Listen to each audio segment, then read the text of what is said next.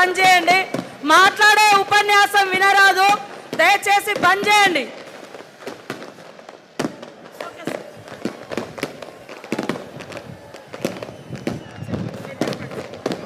मानिक टगोर जी, रेवंत रेड्डी जी, विक्रमा भट्टी मल्लू जी, मधु याक्षी जी,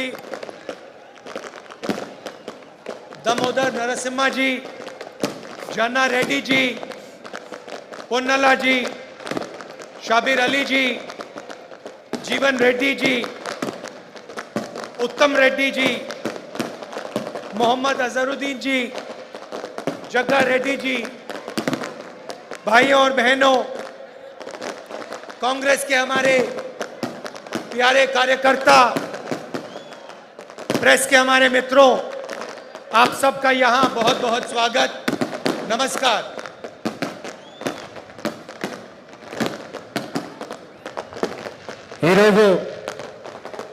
వరంగల్ జిల్లా కేంద్రంలో ఈ రైతు సంఘర్షణ యాత్రలో పాల్గొంటా ఉన్న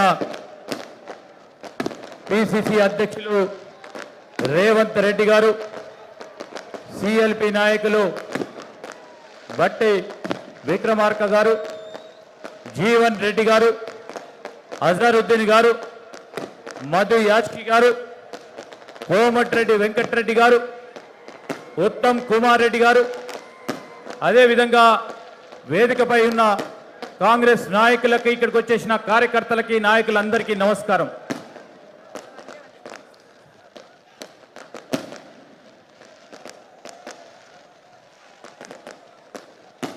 ये जो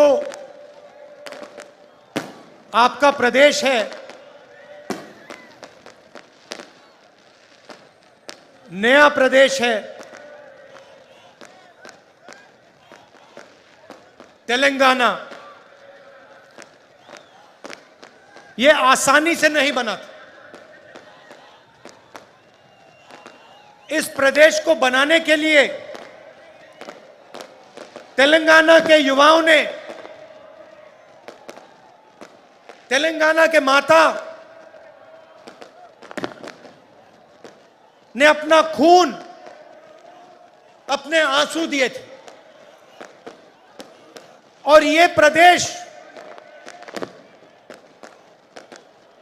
किसी एक व्यक्ति के लिए नहीं बना था, ये एक सपना था, तेलंगाना के जनता का सपना था। మన రాష్ట్రము కొత్త రాష్ట్రము నవరాష్ట్రంగా ఏర్పడ్డది. ఇది చాలా సులువుగా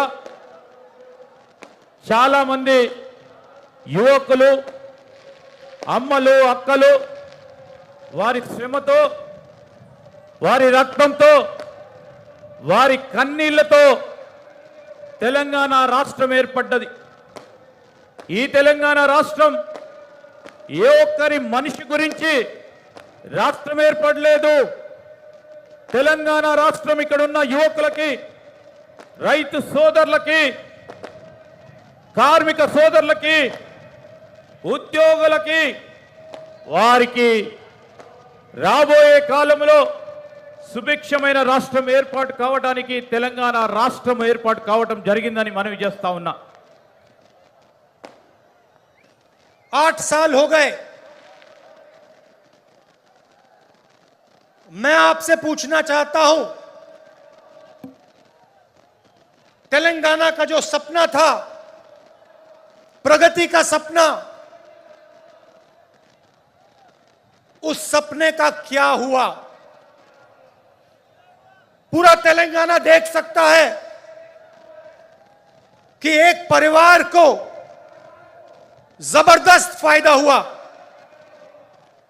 मगर मैं आपसे पूछना चाहता हूं, तेलंगाना की जनता को क्या फायदा मिला? क्या आपको रोजगार मिला? आज यहां पर किसानों की विधवा स्टेज पे हैं, रो रही हैं, यह किसकी जिम्मेदारी है? और ये अकेली नहीं है, ऐसी तेलंगाना में हजारों बहनें हैं जिनके पति ने आत्महत्या की। किसकी जिम्मेदारी है? ఈరోజు 8 సంవత్సరాల నుంచి పరిపాలన చేస్తా ఉన్న ఈ తెలంగాణ రాష్ట్ర సమితి పరిపాలన విషయంలో మిమ్మల్ని అందరినీ నేను కొన్ని విషయాలు అడగదలుచుకున్నా. తెలంగాణ మరి ఏ విధమైతే మనం కలలు కన్నామో తెలంగాణ కళ ఏమైంది, ఆ కళ గురించి ఇప్పుడు ఏం జరుగుతూ ఉంది? కేవలం ఒక కుటుంబానికే మేలు జరుగుతూ ఉంది. దానివల్ల మనకు ఏమి లాభం జరుగుతూ ఉందో మీరు ఆలోచన చేయాలి. నిరుద్యోగ యువతకి ఉద్యోగాలు లేవు. ఈరోజు ఇక్కడ ఉన్న రైతు సోదరులకు సంబంధించి అనేక మంది ఆత్మహత్య చేసుకున్న వారి కుటుంబ సభ్యులు ఉన్నారు. ఇక్కడ వారి కుటుంబ సభ్యులకు సంబంధించిన వారి పరిస్థితికి ఎవరు బాధ్యత వహించాలి? వేదికపై ఉన్న ఈ రైతు కుటుంబాలే కాదు, ప్రతిరోజు అనేక మంది, నెలకు 1000 మంది వరకు, వీరొక్కరే కాదు అనేక మంది ఆత్మహత్య చేసుకుంటా ఉన్నారు. దీనికి ఎవరు సమాధానం చెప్తారు అని మిమ్మల్ని నేను అడుగుతా ఉన్నా. सपने को पूरा करने के लिए आपने अपना खून, अपने आंसू दिए, आप लड़े, मगर हम भी आपके साथ खड़े थे. कांग्रेस पार्टी ने भी आपके साथ ये लड़ाई लड़ी और अंत में कांग्रेस पार्टी ने और सोनिया गांधी जी ने ये काम पूरा करके तेलंगाना की जनता को दिया. और भाइयों और बहनों, आप ये मत भूलिए, ये काम कांग्रेस पार्टी के लिए आसान नहीं था. कांग्रेस पार्टी को नुकसान हुआ, हमें मालूम था कि हमें नुकसान होने जा रहा है, मगर हम तेलंगाना की जनता के साथ खड़े हुए और हमने मिलकर, आपके साथ मिलकर आपको नया प्रदेश दिया. మీ అందరి కళ నెరవేర్చడానికి అనేక మంది రక్తంతో కూడిన, కన్నీటితో కూడుకొని ఈరోజు అనేక మంది తెలంగాణ వీర యోధులు పోరాటం చేశారు. వారితో పాటు కాంగ్రెస్ పార్టీ కూడా పోరాటం చేసింది. ప్రధానంగా సోనియా గాంధీ గారి చొరవ వల్ల అనేక మంది ఆత్మదానాలకు సంబంధించి సానుభూతితో సోనియా గాంధీ గారు తెలంగాణ రాష్ట్ర సాధనలో ముందడుగేసి తెలంగాణ రాష్ట్రాన్ని ఇవ్వటం జరిగింది. దీనివల్ల కాంగ్రెస్ పార్టీకి నష్టం జరుగుతుందని తెలిసినప్పటికీ తెలంగాణ సాధనలో ఈ రాష్ట్ర ఏర్పాటు వల్ల తెలంగాణ ప్రజలకు మేలు జరుగుతుందని, నష్టం జరిగిన ఈ ప్రాంత ప్రజల గురించి తెలంగాణ రాష్ట్రాన్ని ఏర్పాటు చేయడం జరిగిందని మనవి చేస్తా ఉన్నా. आपने सोचा था कि तेलंगाना की जनता की सरकार बनेगी, किसानों की सरकार बनेगी, मजदूरों की सरकार बनेगी, गरीबों की सरकार बनेगी. पता लगा जनता की सरकार नहीं बनी. आज तेलंगाना में कहा जाता है कि चीफ मिनिस्टर है, मगर ये चीफ मिनिस्टर नहीं है, ये राजा हैं. ఈరోజు మీరందరూ ఆలోచన చేస్తారు, మేము ఆలోచన చేశాము. తెలంగాణ ప్రభుత్వం ప్రజలకు సంబంధించి ప్రజల ప్రభుత్వం ఏర్పాటు జరుగుతుందని ఆశించాము. రైతుల ప్రభుత్వం ఏర్పాటవుతుందని, కార్మికుల ప్రభుత్వం ఏర్పాటవుతుందని, బీద బలహీన బడుగు మైనారిటీ వర్గాలకు సంబంధించిన ప్రభుత్వం ఏర్పాటవుతుందని, యువతకు సంబంధించిన ప్రభుత్వం ఏర్పాటవుతుందని ఆశించినాం. కానీ ఆ కల నెరవేరలేదు, అది కాలేదు.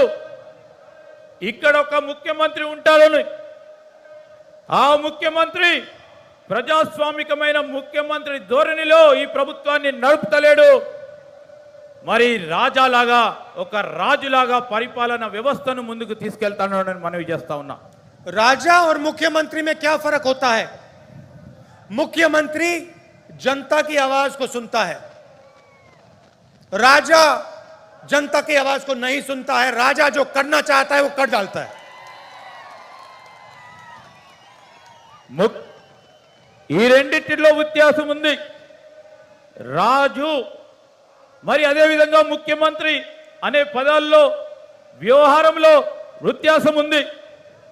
ముఖ్యమంత్రి అనేవారు ప్రజలకు సంబంధించిన వ్యక్తిగా ప్రజాస్వామికంగా పరిపాలన చేస్తారు.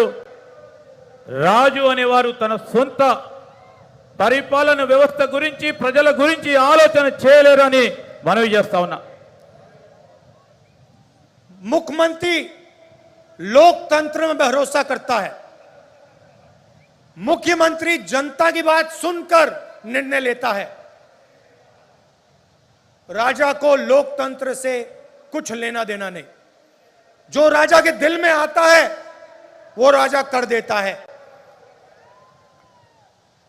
यह फर्क है. ముఖ్యమంత్రి ప్రజాస్వామిక విధానంలో ప్రజల మాటలు విని పరిపాలన కొనసాగిస్తారు. కానీ రాజు అనేవాడు వారి సొంత అభిప్రాయాలతో, సొంత నిర్ణయాలతో ప్రజలకు సంబంధం లేకుండా మరి పరిపాలన కొనసాగిస్తారని మనవి చేస్తా ఉన్నా. छत्तीसगढ़ में हमारी सरकार है. चुनाव के समय हमने 2 वायदे किए थे, बड़े वायदे किए थे. पहला वायदा कि छत्तीसगढ़ के किसानों का हम कर्जा माफ करके दिखा देंगे, और दूसरा वायदा पैडी को हम 2,500 रुपए में खरीदेंगे.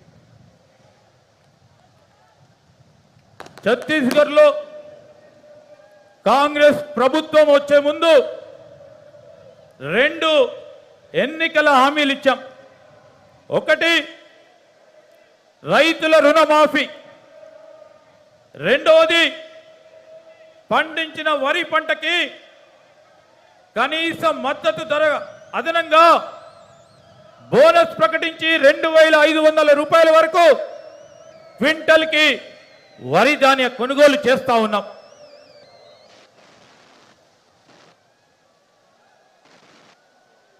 किसानों ने हमें कहा कि हमें कर्जा माफी की जरूरत है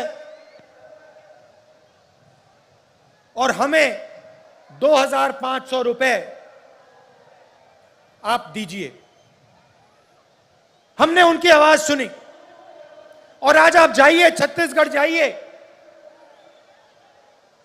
और वहां पूछिए धान के लिए क्या दाम मिलता है. पूरा छत्तीसगढ़ का किसान आपको बताएगा कि छत्तीसगढ़ में 2,500 रुपए पर धान मिलता है.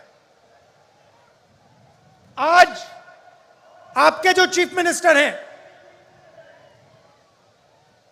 किसानों की आवाज नहीं सुन रहे हैं.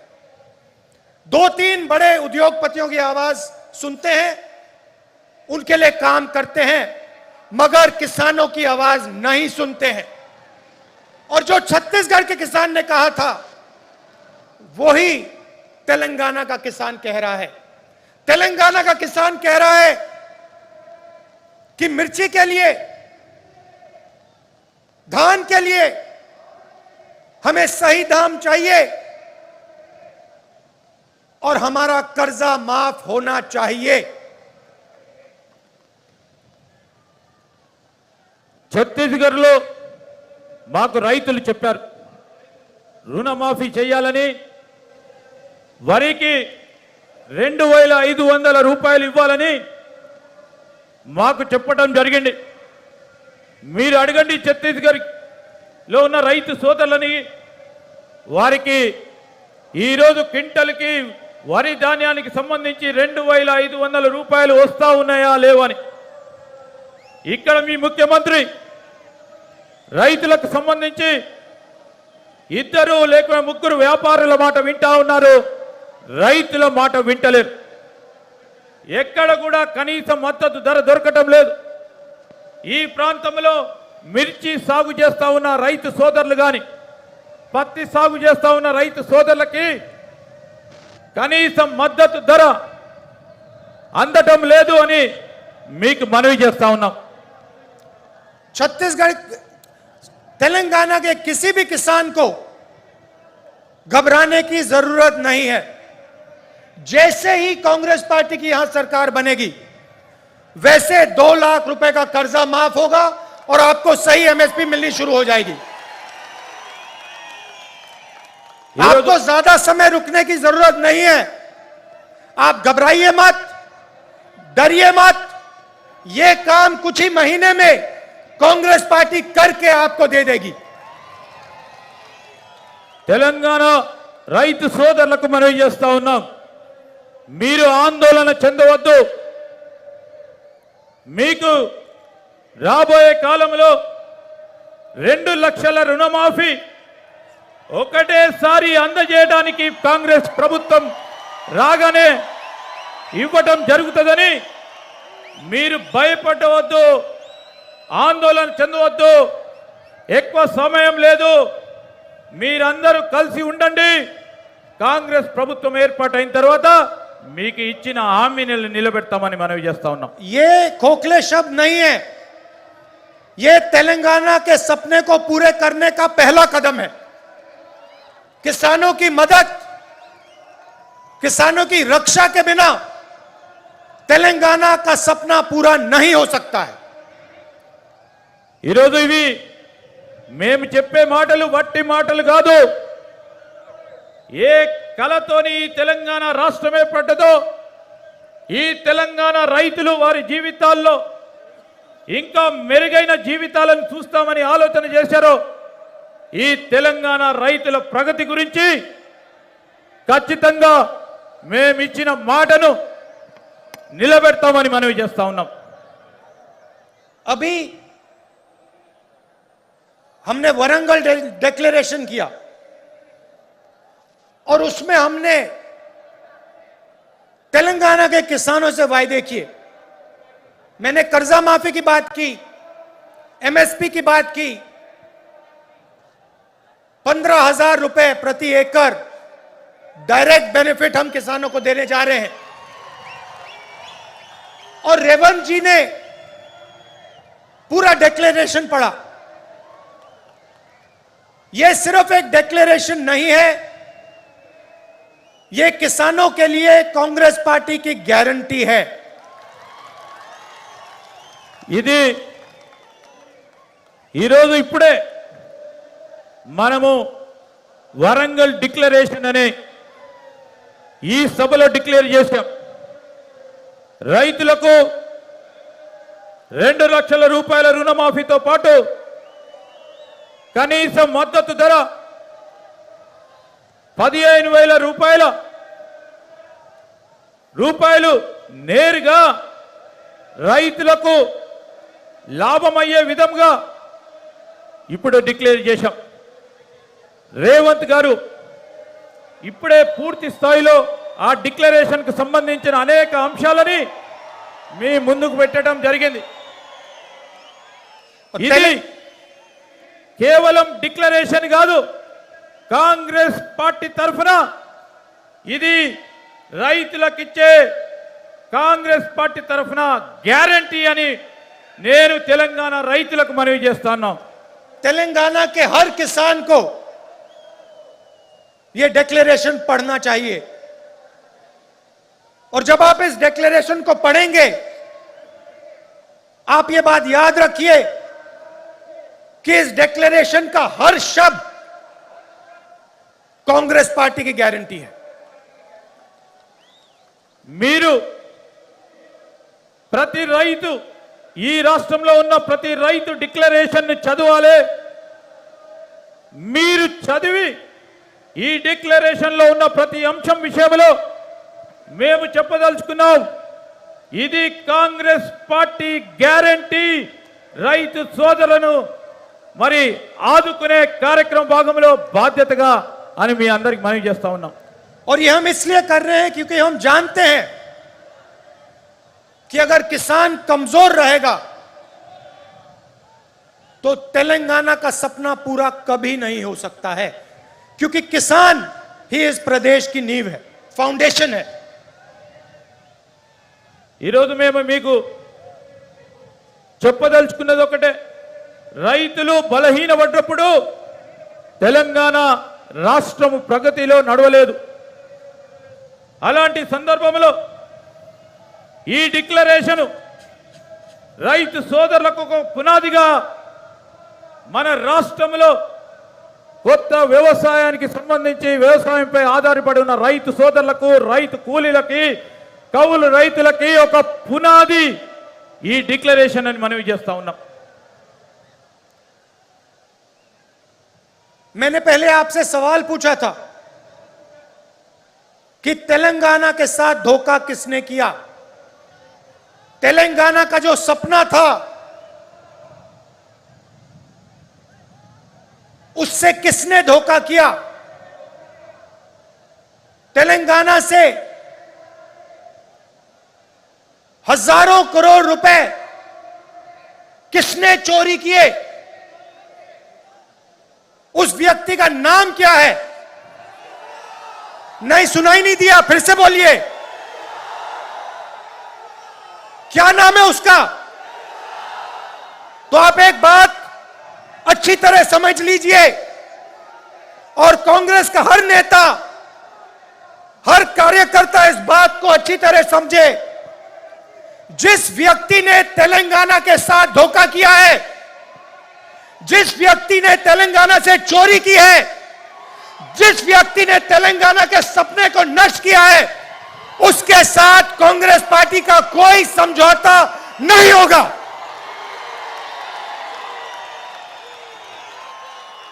మిమ్మల్ని ఇంతకు ముందు ఒక ప్రశ్న అడిగా, ఎవరు ఈ తెలంగాణ రాష్ట్రానికి సంబంధించిన ప్రజలను మోసం చేశారని.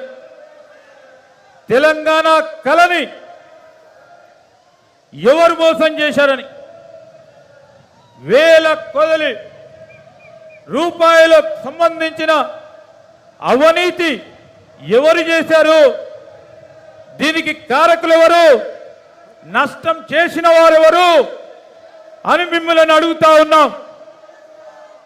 ఈరోజు గట్టిగా చెప్పాలా మీరు అని, ఈ మోసం చేసిన వారు ఎవరు అని మేము అడుగుతా ఉన్నాం. కాంగ్రెస్ కార్యకర్తలు, నాయకులు, యావత్ కాంగ్రెస్ పార్టీ మిత్రులు మీరందరూ ఆలోచన చేయాలి.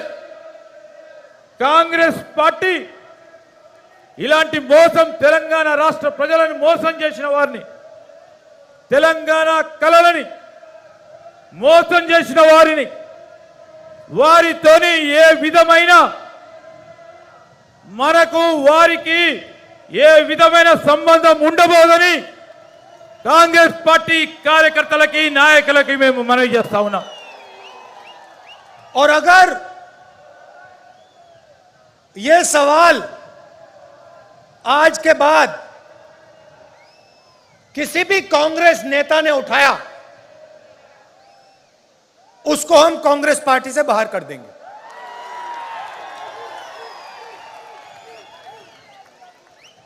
ఇప్పటి నుంచి ఈ ప్రశ్న ఏ కాంగ్రెస్ కార్యకర్త, నాయకుడు అడిగినా కాంగ్రెస్ పార్టీలో నుంచి వారిని బహిష్కరణ చేయబడటం జరుగుతుంది. चाहे वो कोई भी हो, कितना भी बड़ा हो, उसको हम पार्टी से बाहर कर देंगे. వారు ఎవరైనా కానీ ఎంత పెద్దవారైనా కానీ వారిని పార్టీ నుంచి బహిష్కరించబడుతుందని మనవి చేస్తా ఉన్నాం. आप अगर किसी भी कांग्रेस पार्टी के नेता को टीआरएस से समझौता करना है तो या वो टीआरएस में चला जाए या फिर बीजेपी में चला जाए.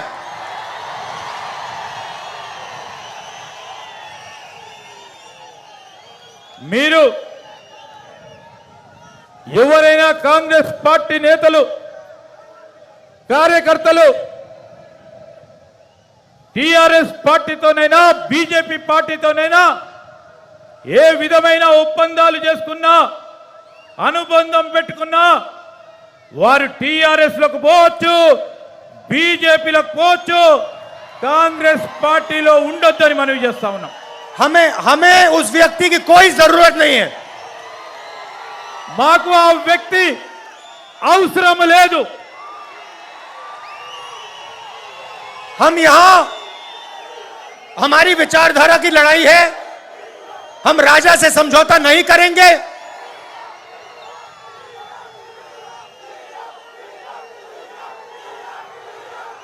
हम टीआरएस को चुनाव में हराएंगे. टीआरएस को चुनाव में हराएंगे और सीधी कांग्रेस पार्टी और टीआरएस की लड़ाई होगी. మనం ఈ రోజు చేస్తా ఉంది కాంగ్రెస్ పార్టీ సిద్ధాంతం గురించి పోరాటం చేస్తా ఉన్నాం. రాబోయే ఎన్నికల్లో టిఆర్ఎస్ పార్టీని ఓడగొడతాం, కాంగ్రెస్ ప్రభుత్వాన్ని ఏర్పాటు చేస్తామని మనవి చేస్తా ఉన్నాం. और एक बात और याद रखिए, जिस व्यक्ति ने तेलंगाना के सपने को नष्ट किया और तेलंगाना के किसानों से, मजदूरों से, युवाओं से लाखों करोड़ रुपए चोरी किए, उसको हम माफ नहीं करने वाले हैं. ఈ రోజు మీరు అందరూ గుర్తుపెట్టుకోండి, తెలంగాణ రాష్ట్ర ప్రజల కలలను ఎవరైతే నష్టం చేసిండ్రో ఈ తెలంగాణ ప్రాంత యువతని, తెలంగాణ ప్రాంతానికి సంబంధించిన కార్మికులని, ఉద్యోగస్తులని ఎవరైతే నష్టం చేసిండ్రో, వారి పేరు చెప్పి అవినీతి చేసిండ్రో వారి ఈ ఎట్టి పరిస్థితుల్లో రాబోయే కాలంలో ఊరుకోబాము, వారి వెంట పడతామని మనవి చేస్తా ఉన్నాం. और चुनाव के समय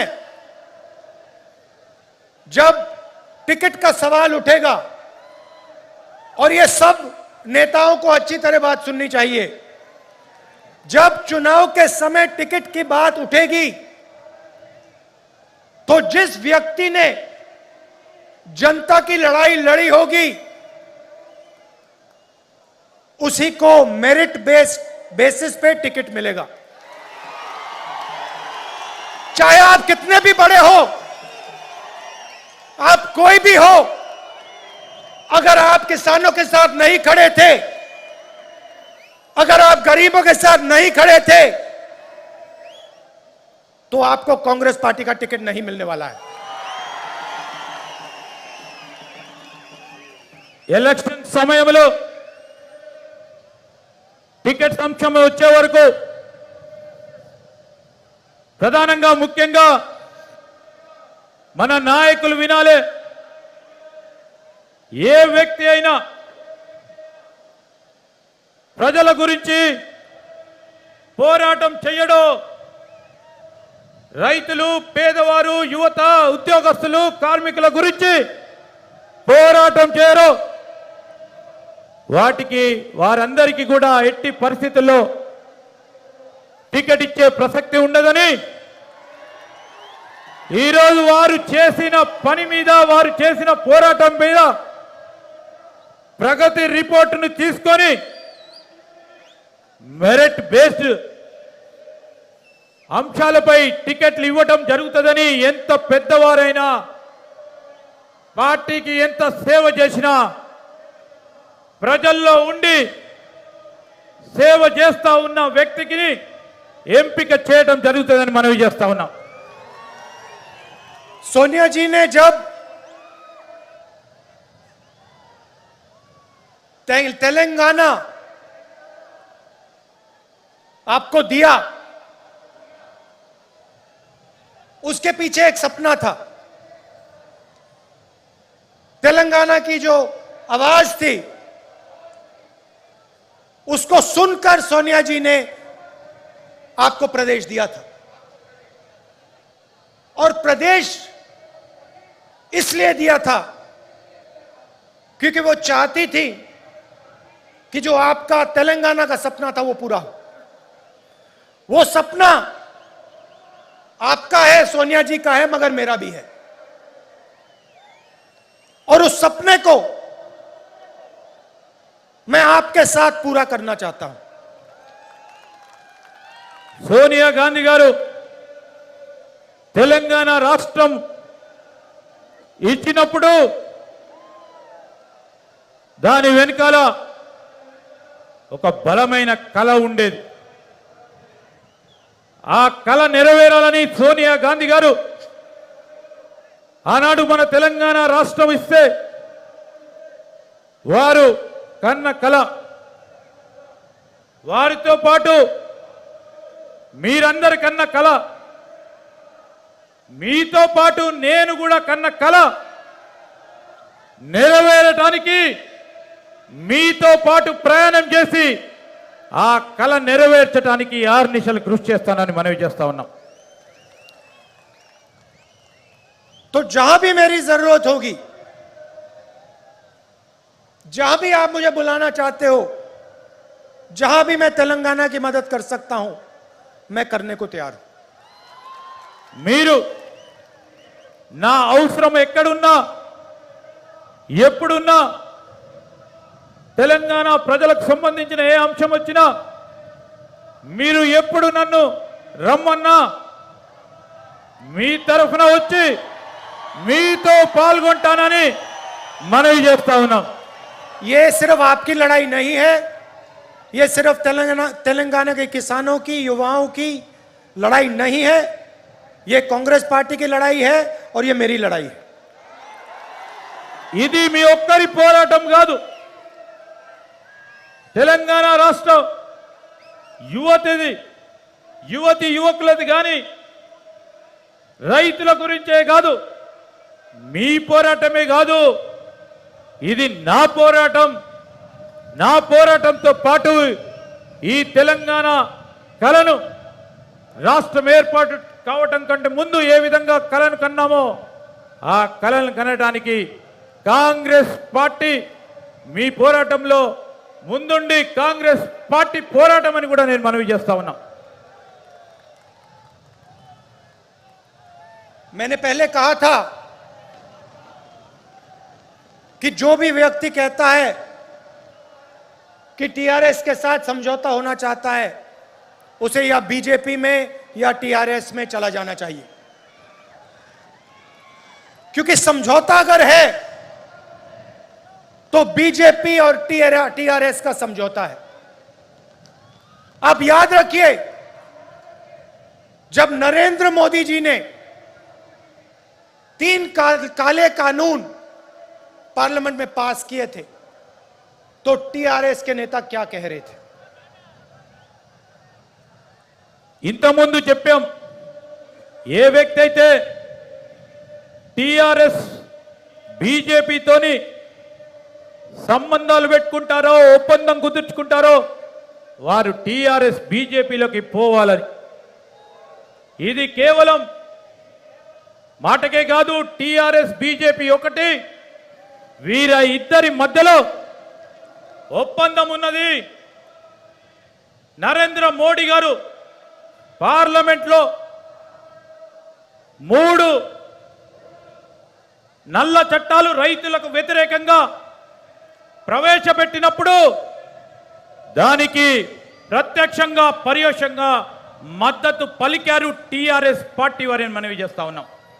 बीजेपी जानती है कि वो तेलंगाना को डायरेक्टली रूल नहीं कर सकते. वो जानते हैं कि तेलंगाना में उन्हें रिमोट कंट्रोल की जरूरत है. బీజేపీకి తెలుసు తెలంగాణలో నేరుగా ప్రభుత్వం ఏర్పాటు చేసే శక్తి వారికి లేదు. అందుకోసమే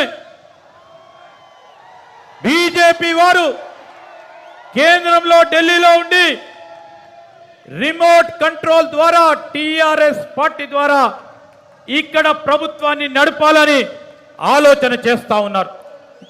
बीजेपी जानती है कि कांग्रेस बीजेपी से कभी समझौता नहीं कर सकती.